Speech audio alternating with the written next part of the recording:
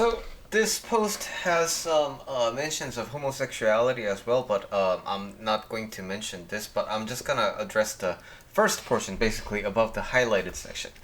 This is why it can be beneficial to be underestimated. So suppose you go into work, you got a new job, and then word gets around that you are this really overqualified person, and you're like the best person. You're so smart. You aced all the interviews, and the CEO was personally impressed at like your caliber and things like that.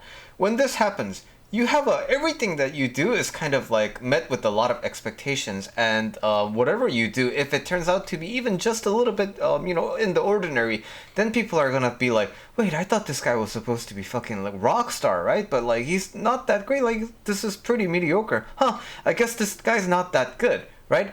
So that kind of a stress can really accumulate over the years, and this is how people get really burnt out from work, right? Always constantly needing to keep up appearances, and it's almost like a case of the imposter syndrome, right? Maybe it is the case of imposter syndrome. So if you are underestimated, yeah, the downside is that like people think you're stupid, but the thing is, like, regardless of your actual intelligence, people are going to think whatever they want to think about you. But when you are underestimated, the really nice thing is you're kind of free from expectations. You can do whatever you want, and if it's a simple mistake that you did, then you're like, oh, okay, well, this guy's supposed to be stupid, right? So it's not a problem. And if you happen to do a good job, then it's like the best feeling when the underdog does a really good job, right?